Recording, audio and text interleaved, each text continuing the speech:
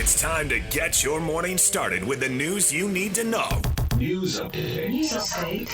This is what's trending with DJ and PK. Hashtag Utah Jazz. Just feel like defense is one of those things where if you're not getting it going offensively, that's something that can really kickstart your game. For me, I know that's my way on the floor, and that's kind of what I've been building off of, and it kind of gets me going offensively as well. So I feel like being aggressive on the defensive end, it kind of just pulls everything together. Defense, PK. Play some defense. Pull your game together. Get your act together. Get a W, unless you're the Utah Jazz, in which case Cody Williams could just play some good defense and maybe lose to the Pacers tonight. It's a battle of two of the bottom six teams in the NBA. I don't see it. You don't see the Jazz losing? I don't, no. Yeah. Pacers are going back-to-back. Lost to the Rockets at home last night. Plus, you just think the Jazz are better. Yeah. Well, there it is. Major reason. The major reason.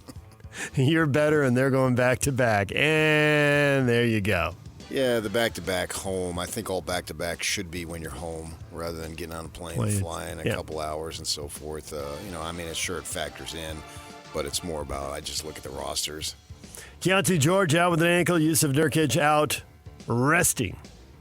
Yeah, he's gassed, man. Got to be gassed. A big dude. They will, however, have Lauri Markkanen, apparently. It's just like horse racing, You don't race back-to-back. You don't. Even in 2 weeks is a little, they always raise an eyebrow at the Preakness 2 weeks after the Derby. Yeah, particularly the length of the race.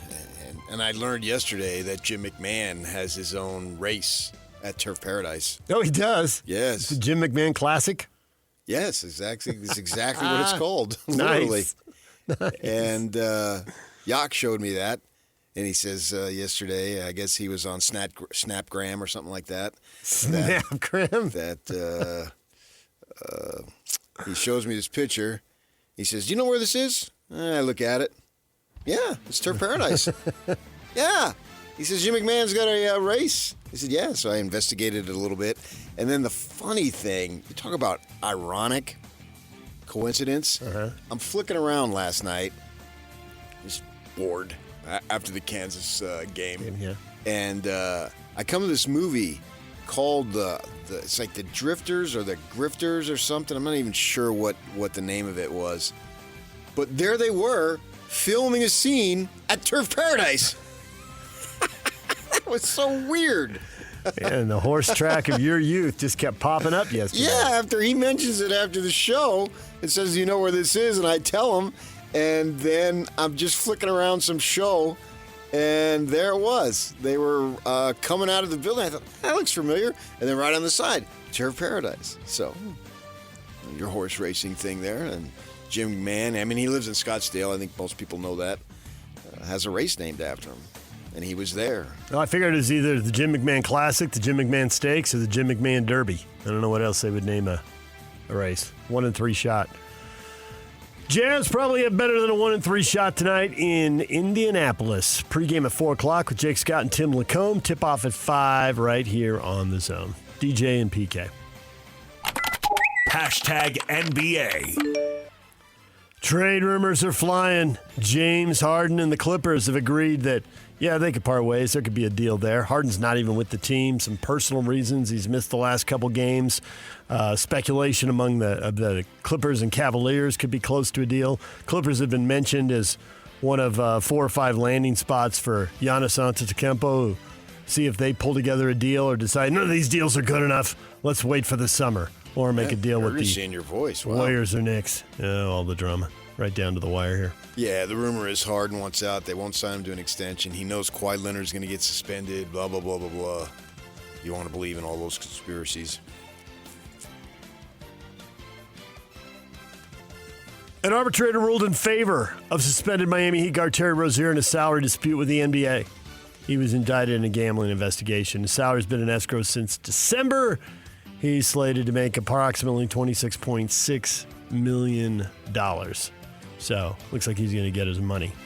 Any suspensions, which I guess was a big thing with Paul George, that helps the Sixers they take that money off and helps them negotiate the salary cap and the luxury tax and all that stuff. So while it doesn't sound like a big deal, and obviously the player, the money, and then the club, what kind of room does that give them to make a move or not pay some big tax? So they battle these things out tooth and nail to the bitter end. DJ and PK. Hashtag college basketball. Darren Peterson got over his cramps, played 35 minutes, scored 19 points, missed a bunch of shots in this one, wasn't on fire the way it was against BYU, but helped Kansas to a very good road win. They win at Texas Tech 64-61 in a battle of ranked teams. So, good W for Kansas. And Peterson looked very smooth on those 2 3-pointers, man. They were big-time shots. Tech doesn't have their one guy. Anderson didn't play, and so that was a little bit of obviously a blow there. But it was a fun game. You know, you look at Peterson, in my mind, clearly he's a better shooter than DeBonsa from the perimeter. I think that if I were, depending on what my team situation was, I still would consider DeBonsa ahead of Peterson. Because I think Peterson, to an extent, not completely, because no one is, you're going to get better, but he's closer to what he's going to become. I think DeBonsa still has a lot of upside and the higher ceiling. And he's longer. Yep. And, now he's got to get better. If I'm going right now, one game in the NCAA tournament, I'm taking Peterson. But that's not the way NBA people look at it. Nope. So they shouldn't look at it like that. It'll be interesting to see. It'll be something fun to watch in June for sure. Oh, and in May after the lottery order is announced, how that works and what teams are looking for. And maybe you can't go wrong with either kid, but you want, when you're drafting 1 or 2 and there's this talk of these 2 or 3, 4, 5 guys, man, you want to get the best player possible over a 10-year period. So I still believe there's opportunities there when we get to, say, like 2030, 2035, that DeBonsa could be the best player of all the kids and be better than Peterson. Sounds crazy to say 2030 or 2035, and yet that's the exact window these guys have played through. So yeah. Sacramento State beats Weber State in California, 104-90. High-scoring game there. DJ and PK. Hashtag NFL. The one thing I do know is we're going to have 9 games internationally. It's the ambition that we have to be a global sport, but it's also the demand that we're having. We're hearing from cities all over the world that want to host these games and that really want to get more American football, and that's one of the things that we're really focused on. The NFL is going to return to Mexico as part of a 3-year deal. So there's Roger Goodell, the commissioner, saying more international games coming. They're going to play in France for the first time ever. It'll be the Saints and the Browns in Paris. They want to go to 16 international games. I assume they won't make anyone play internationally the week before the playoffs. Give them a little break there at the end of the year. And maybe some weeks they'll have a couple international games. We'll see how that plays out. But more travel coming for NFL players. Seattle Seahawks offensive coordinator Clint Kubiak deflecting all questions this week about his being the next head coach of the Raiders, saying he's locked in on the Super Bowl. Quote, I can just tell you I'm all in on the Seahawks. I'm all in on this game. Whatever comes next, we'll deal with that on Monday. Think he's putting together a coaching staff in his free time? I think they have time. Yeah. So I don't think he needs to do that this close. I think there's... The calendar's a little more favorable in the NFL than it is in college football? 1,000 times more. Yeah, absolutely it is. It's clearly, and they'll wait. So I don't see, especially now that we're right on the doorstep. If it would have been maybe 3-4 weeks ago or something, but this news is coming out this very week. So what's a few more days? Yeah, I have no doubt that the draft and OTAs are still a ways off. Yeah, there's plenty of time, and even the combine thing. Mm-hmm. He can have time, still 2-3 weeks away, time to get all that stuff done. DJ and PK. Hashtag college football. Tennessee Volunteers starting quarterback Joey Aguilar filed a lawsuit. He seeks an extra year of eligibility to play this fall. The suit argues that Aguilar should be allowed a fourth year of Division I football rather than having the years he spent at junior college in California. From 2019 to 2022 count against his eligibility. It's just JC football doesn't count anymore, PK, if he gets his way in court. This would be the second time. We've already seen that argument carry the day once. We'll see if it carries it again. It doesn't make any sense to me.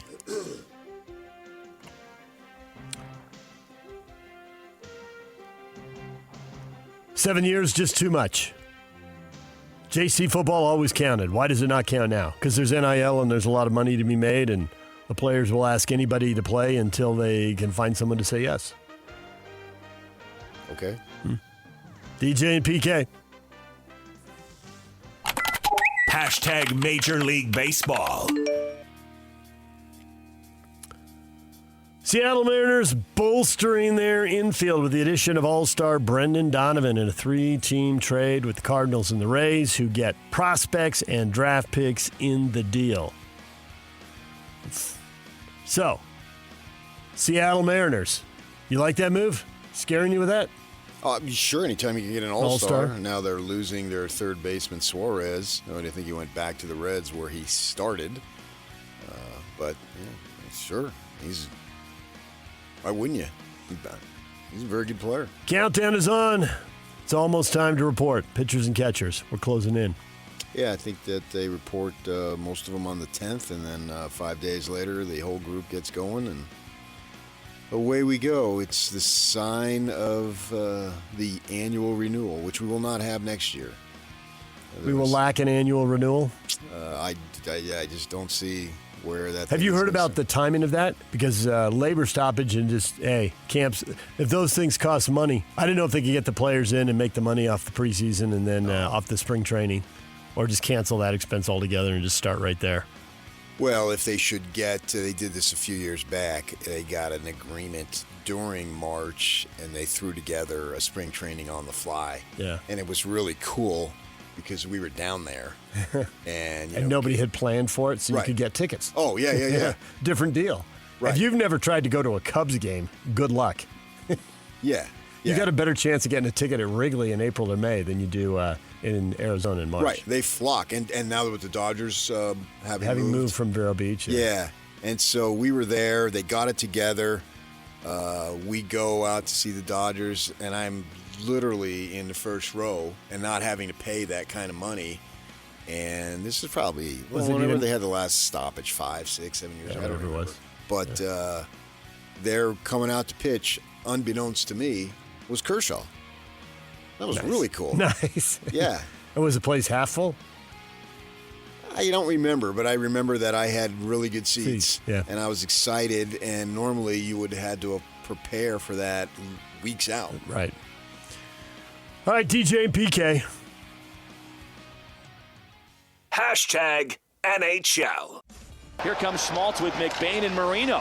Back for Marino. In front, tapped in, and they score! Special delivery from John Marino to Nick Schmaltz. Schmaltz in front, shoots and scores again. Nick Schmaltz has 2 tonight.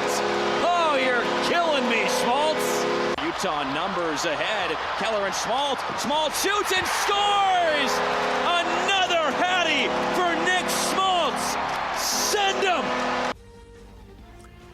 Utah Mammoth blow out the Vancouver Whitecaps 6-2. Nick Schmaltz, the hat trick, goals 20, 21, and 22 on the year for him. And J.J. Peterka gets his 20th goal. Those guys probably on the way to 30. Lawson Krause, Mikhail Sergachev also score, and the Mammoth roll to the victory they had to have, PK. No long losing streaks, you said. Back-to-back losses, they stopped it against the worst team in the NHL. Great. Put the 2 points in the bank. And in the back of the net, too. And the back of the net, too. One more game for the Mammoth now on Wednesday, and then the 3-week Olympic break. Nashville GM Barry Trotz announced he plans to step down from his position and retire. He will remain on the job until the team identifies his successor. His vision for a veteran-laden squad never materialized into a team that could contend for the playoffs, much less a Stanley Cup. Nashville one of the teams chasing Utah in the bid for the last couple of spots there in the playoffs. DJ and PK, that is what is trending. It is brought to you by Shamrock Plumbing. There's no job too big or too small. Get the personal touch with Shamrock Plumbing. Coming up, Brian Geltzeiler joins us with the NBA trade deadline right around the corner. We'll talk with him at 8:30. Mike Folta, radio voice of the Utah Mammoth, at 9 o'clock. And it's a Utah Jazz Ticket Tuesday. We'll give away tickets to watch the Jazz and the Kings February 11th at the Delta Center. And we'll do that coming up at 8:30 and 9:30. DJ and PK, it's 97.5, the KSL Sports Zone.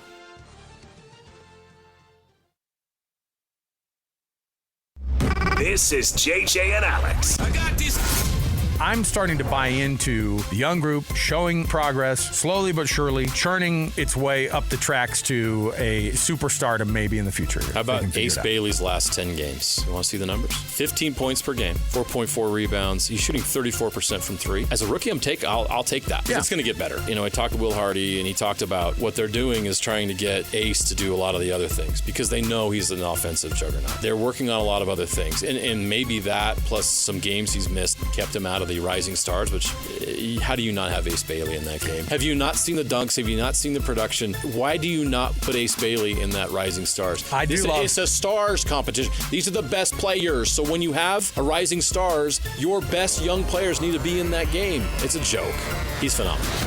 Catch JJ and Alex afternoons from 3 to 7 on 97.5, the KSL Sports Zone. DJ PK, it's time for Hot Takes or Toast. The question this morning, the trade deadline is approaching. It's here Thursday. Should the Jazz make any moves? PK. What? There's a lot of sarcasm here from a lot of bitter Jazz fans. Michael, sell the team to New Mexico. Just the state? What? Apparently, yes. Yes, the state of New Mexico can purchase a team. They can play mostly in Albuquerque, but they can move them around to Santa Fe, Las Cruces. The Maloofs want to get back in? The Maloof brothers. I hadn't thought of them in a while. They still own the Palms Casino. They still doing reality TV. What are they up to? I think they have some New Mexico heritage. They do. They have ties to Albuquerque. Yeah. Get the Moose back in. Yeah, when I used to go to Albuquerque at least once a year, if not twice, you'd pick up the newspaper and anybody who even drove through, they could connect them. Yeah. We got greatness right here. Yeah, they would. There's a boxer, was it Carberall or something? Big famous boxer. Yes, yeah, I do remember that name. And a few others along the way. Well, most people don't want to give up the team. Most people want to trade Ainge. Joe, Clint. Which one? Scotty. Well, Joe and Clint just say trade Ainge, but Scotty specifically says Danny. So, frustration with the front office and the fourth year of the rebuild. However, some people don't make it personal. They just stick to the general sarcasm. Casey, we need some draft picks, right? I don't think saying that you're disappointed in management, though, is personal.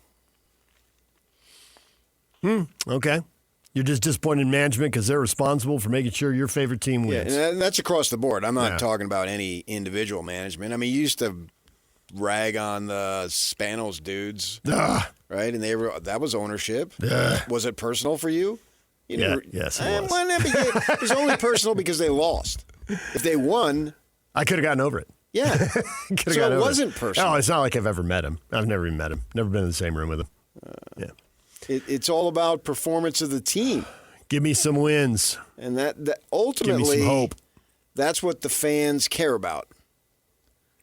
That to quote a dearly departed coach, that's the bottom line. I thought you were going to quote a coach who died, not one who moved to Michigan. Well, he's departed. He has departed. He does. But the way you said departed, when you give it the dearly departed, yeah. Well, I didn't say the. I went into funeral in memorandum. In memoriam, not in memorandum. Make a note of this. Didn't you get a memorandum? I did. Anybody tell you? I got several.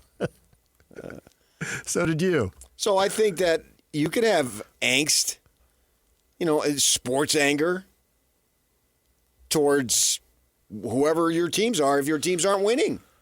Or there's only two things you're going to have. You're going to have anger, or you're going to have I don't give a crap. And the I don't give a crap, depending on how deep you're in, and I'll go specifically, most Jazz fans are eyeball deep. It's a deep commitment. A long, yes, yeah. Right. If you're from here. Well, if you're from here, you pretty much know how long someone has been rooting for the team if you know their age minus 10. And by the time they're 10, that most people are locked in. And I think it goes deeper if there's the family history. If it goes back to pop, if it goes back a generation or two, sure. And we're removed to what are they? They're over 40-some years that they moved here, right? Right. And so now you can have that.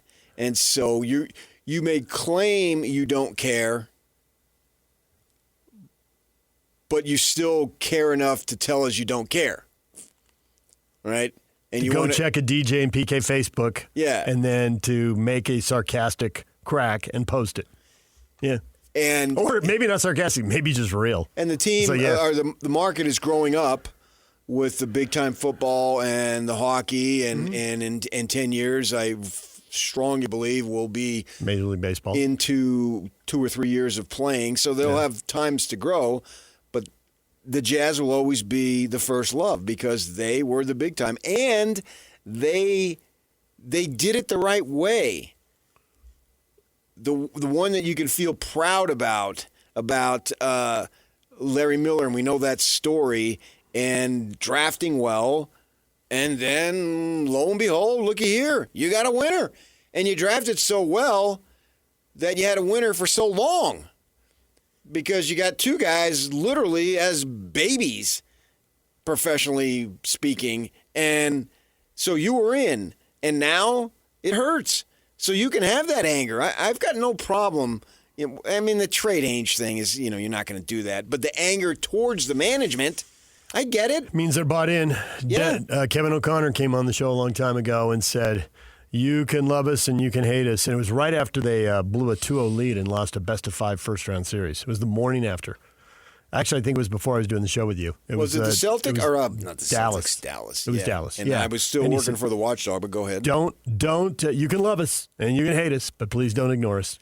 Yeah. And Kevin had a firm grasp on what it meant to be a general manager of a beloved franchise. And Game 5 was here. Yeah. And my assignment from the Watchdog was trail that wild Cuban? dude, Mark Cuban. That new young owner? Yeah. Who was cutting so edge I got crazy. there super early when they let us in and told them, hey, I'm just going to be trailing you. And he went, great.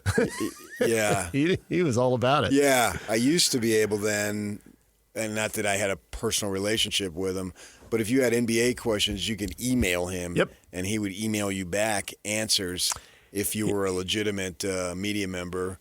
And that was so fun that night. I know the Jazz lost, so it sucked for them. But just watching him, he was on a perpetual Jim Valvano looking for somebody to hug. And he runs in the locker room, and the guys are still celebrating now, and then he runs back out. Right. And I needed my track shoes that night. And just following him and the excitement he had, it was fun. It was new. And there wasn't any jade in there yet. No, I can't imagine what it was like. Yeah. The first time the Padres went to the playoffs, they trailed the Cubs 0-2, and they won 3 in a row, and it was a blast. And I was calling my dad every third inning. They're going to win. They're going to win. I can't even imagine. He was a fan and a season ticket holder who bought the club, and they had to go through a rebuild, and that was their breakthrough. They'd been down, so of course he was fired up.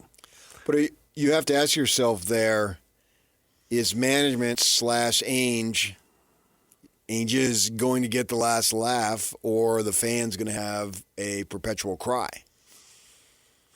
An excellent question. Or how long is the cry? Do you see the middle ground there where it's going to get better? I personally believe it is going to get better. It's going to get better starting next year. The question is, what is the ceiling? Yeah, but we're talking about next year. I know, I agree. So to go through 4 years of this, and then they build a team that's together for 4 years and never gets past the second round, and then they have to blow it up again, kind of what they went through last time. Well, they didn't have to. They chose to. Okay, they chose to, but if they choose to again in 4 years, maybe they don't have to. Maybe they'll choose to. I don't know. That's so far ahead. That's not good enough. Now, if this rebuild... Sure, but I mean, if you go to the finals and don't win, that's not good enough. There's only one good enough. You and I both know that depends. Nah, I mean, yes, you want the championship. What you just said. There were good times with Mitchell. There were a lot of great times. I would say great times. I just upped the stakes. But if you're going to go the ultimate, then you're most likely setting yourself up for bitter disappointment. Well, if that's it. If it's either or. Well, everybody will set the bar for where they want. But everybody wants the title. That's no different. Everybody wants the title, but some people may be realistic enough to say, hey, if they build one of the top 3 or 4 teams in the league, that's not good and enough. There's some super team that buys their way to the top, and there's nothing you can do because you can't build a super team here, but Miami or LA or whoever does. That's temporary. Right, but if it's your window that they crush, as these teams under these rules seem to be getting built and then pulled apart pretty quickly. I don't know. You're creating a bunch of hypotheticals there. I am, because there are a bunch of hypotheticals, and we don't know what 2030 is going to bring. But we're talking about the trade deadline.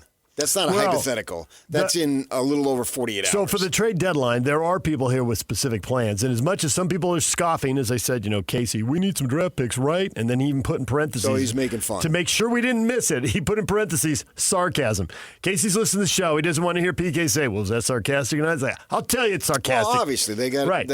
But I can't say you have too many of them, but you have many of them. The very next post is trade K-Love or Nurk for whatever draft capital they are worth. So Michael Kevin is Love actually would be zero. Michael is actually on board. You get a second-round pick. You're not getting a first-round pick. I don't even know you can get that. Yeah, they may not. And he may stay here. Or they may all stay here. We'll see. But Michael seems to be on board with the plan. 4 years. He probably thinks it sucked, but he's like, okay, pile up more draft capital. Any of the veterans you can flip.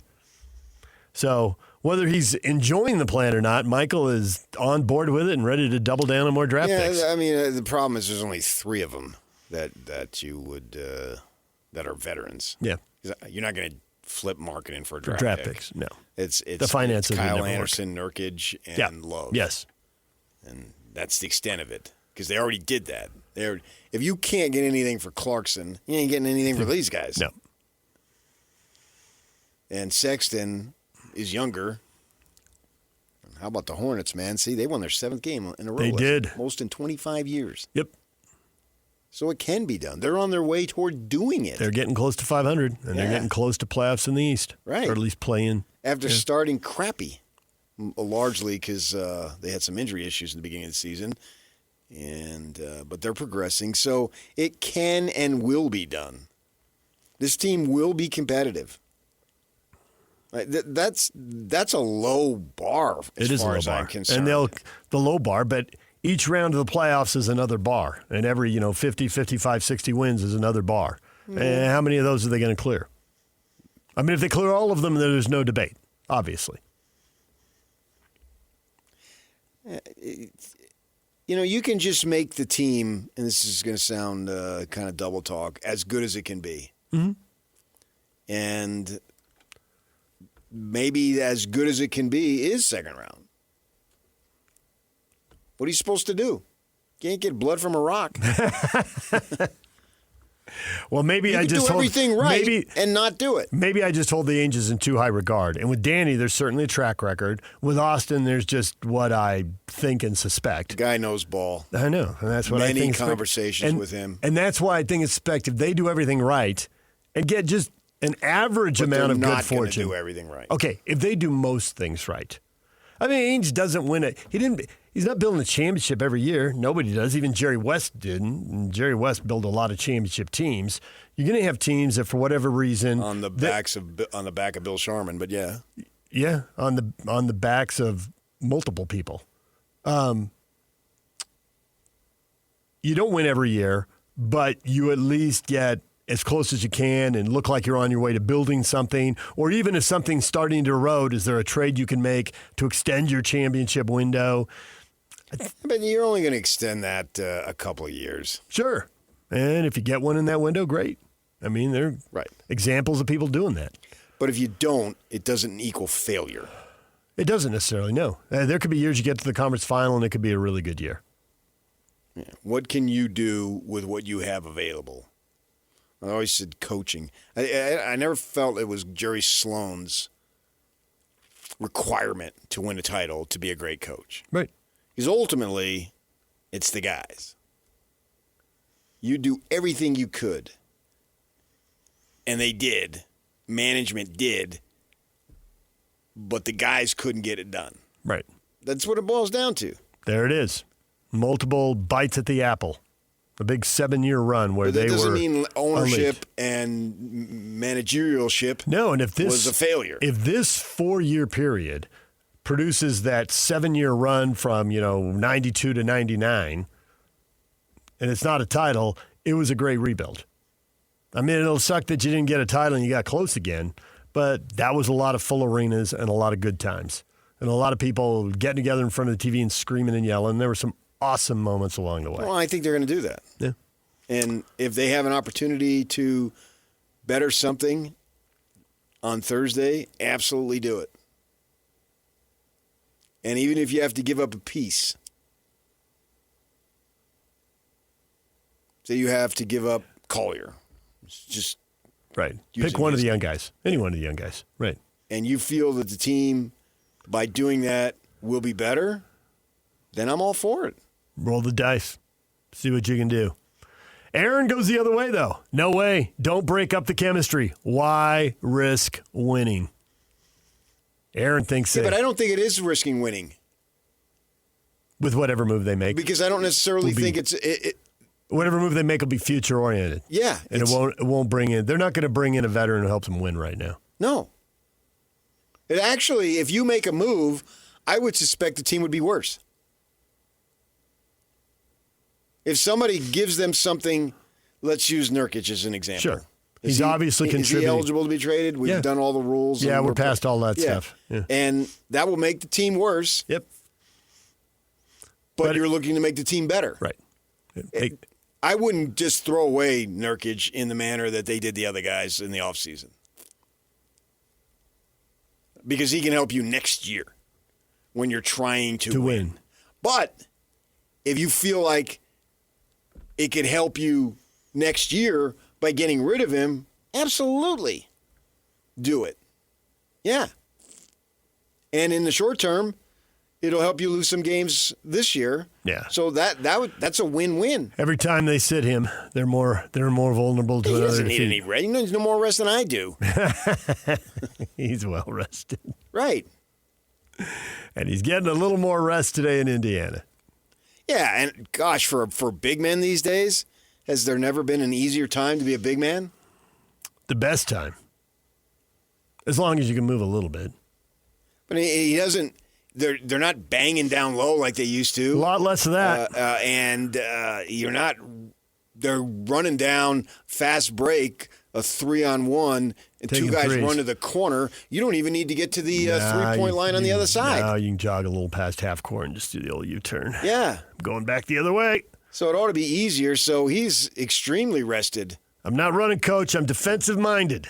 But if they have an opportunity to make the team better in the long run, and by the long run, how about in the near future run? Is that more palatable than saying in the long? Because I can see some decisions. You've heard enough of that. I can see some decisions made for the near future, and the near future being defined as the next 2 seasons. He's the only guy, unless somebody wants one of your young guys. Bring somebody in and shut somebody down. I mean, really, yeah. Everybody would be tradable. There's not a player on this team, certainly, depending on what's coming back. Untradeable. Yeah. But the likelihood of George, Lowry, and Bailey are slim. And clearly, teams have been trying to rip off the Jazz for marketing for 3 years. And they're not going for it. No. They're just not. And that probably, I would say my level of probably would be about 90%, 95%. That's the right thing. Because the guy can play the game. It's clear, obviously. He's got too much size and too much ability to score. Especially in today's game. Yeah, no, right. To give up on him. Right. So for don't what they're getting offered. Don't get 50, 60, 70 cents. No, you got to get 120 cents. Now you're talking. Yeah. He's too valuable, and he's not raising a stink, apparently. And he's not becoming a problem with all this losing. He's willing to bide time until he gets there. Now, if he's 30 and they're not there, and he's not furious, then I've lost respect for him. But I believe when he's 30, because he's 28 now, right? Yeah. I believe they'll be on the winning trajectory to have an 83rd game in whatever form that takes it. To me, I've been saying this since they started it. The play in is the play off. I don't understand why it's different. It's different, but why we call it something different doesn't make any sense. If you're playing an 83rd game, that's the postseason. And didn't they do away with that in baseball, or is it still? They still call that regular season stats. If you play 163rd game, I always thought that's the playoff. Yeah, now I don't think they even do those games anymore. I think if you tie for the last wild card now, they use tiebreakers. Yeah. I don't think they even add a game because they want to get onto the 2 or 3 series. Sure, yeah. I think the attitude in Major League Baseball was just, we've added another spot that would take care of anyone who had tied. If you tie for this last one, we haven't got time Sucks for you. We have a TV. Yeah, we have a TV schedule to keep to and money to make. So here's your tiebreaker. Let's go. Yeah, right. And I'm fine with that because you got all that going there. So it'll be interesting to see if they do something. If they don't, okay. I mean, doesn't as long as you lose this year, I think that's the priority. Is lose this year. Get your draft pick. Yeah. Get a good player. Make some moves in the summer that impact the team in the short run, the next year or two. And then let's go next year and see what happens. Yeah, because you ought to be able to get a George Hill type player. Bring in your Joe Johnson and your George Hill. And Diao. Right. He helped them a little bit. A Nurkic type player. Not a star, but somebody who can help you a little bit. Yeah, that's why I would be inclined to keep him. Because that's the kind of player you'd probably be adding. Yeah, and he will help you next year. Either in the 15 minutes that Kessler doesn't play. Right. Or if something happens with Kessler, I mean, they don't have restricted free agency this summer. And, Yeah. You know, they'll have the right to match, so you can't just walk. But what if he comes back with an offer and you're thinking, that just can't be the number? Well, then you start thinking sign and trade or whatever, and now you need 48 minutes there. Yeah. And then I think it gets worked out. The match, we'll so see. do I. And then you get to, you'd be a sourpuss and Gordon Hayward, and the first chance you get to get out, you did because you made me go on some tour. And then I made you come down to San Diego in the mountains on July 4th. Who wants to deal with that? Life's too short.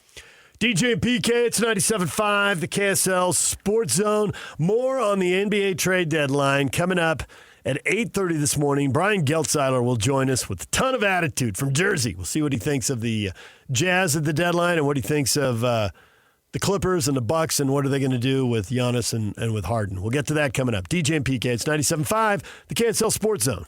Whirls around and down. 97.5, the KSL Sports Zone is your exclusive home of the Utah Jazz. And we want to send you to the Delta Center to see the Jazz in action. Listen every Tuesday for the Jazz Ticket Tuesday Sounder at 30 past the hour, every hour, all day long. And if you're caller number 12, you'll be on your way to an upcoming game. Buy one, you'll get one free. It's Jazz Ticket Tuesday, every Tuesday throughout the NBA season on your radio home for the Utah Jazz. 97.5, the KSL Sports Zone.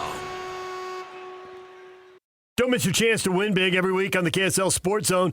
This week, win tickets to see Brian Reagan at the Delta Center on Saturday, February 14th. Get your tickets today at SeatGeek.com or listen to the KSL Sports Zone all day Wednesday for your chance to win. Do you care much what happens to Giannis or James Harden? Do you think most of our audience cares much what happens to Giannis or James Harden? Yes. As human beings. Now you're getting deep. I care about my fellow man. We have had a discussion here many times. How much is this an NBA market? How much is this a Jazz market?